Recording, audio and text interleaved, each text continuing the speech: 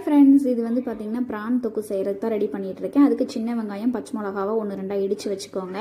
கடாயில் நல்லெண்ணெய் ஊற்றிக்கலாம், சோம்பு போட்டுக்கலாம், அதோட 2 கிராம்பு, 1 துண்டு பட்டை, இடித்து வச்சுருக்கிற பச்சை மிளகாவையும் இஞ்சி சின்ன வெங்காயத்தையும் போட்டு வதக்கி விட்ருங்க.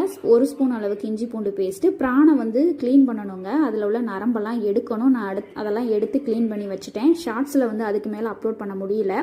பெரிய வெங்காயத்தையும் நல்லா வதக்கிட்டு அப்புறம் வந்து உப்பு சேர்த்துக்கோங்க. தக்காளியும் போட்டு நல்லா வதக்கி விட்ருங்க. தக்காளி மீடியம் சைஸ் தக்காளி 2 எடுத்திருக்கேன். நல்லா பழுத்த தக்காளியாக இருக்கணும். பிரான் போட்டு நல்லா வதக்கிக்கோங்க. அதில் வந்து 1 ஸ்பூன் அளவுக்கு மிளகாய் தூள், 2 ஸ்பூன் அளவுக்கு மல்லித்தூள் போட்டு நல்லா வதக்கி பிரானையும் நல்லா வதக்கினதுக்கப்புறமா தண்ணி ஊற்றி மூடி வச்சுருங்க. நல்லா வெந்துடும். வெந்ததுக்கப்புறமா பார்த்தீங்கன்னா தேங்காய் பால், ஃபஸ்ட்டு எடுக்கிற தேங்காய் பாலை ஊற்றுனீங்கன்னா சூப்பராக இருக்கும் டேஸ்ட்டு. அடிக்கடி கிளறி விடுங்க, இல்லைனா அடி பிடிச்சிரும். இது வந்து சாம்பார் சாதம், ரசம் சாதம், பிரியாணிக்கெல்லாம் சூப்பரான சைட் டிஷ்ஷாக இருக்கும். ட்ரை பண்ணி பாருங்கள்.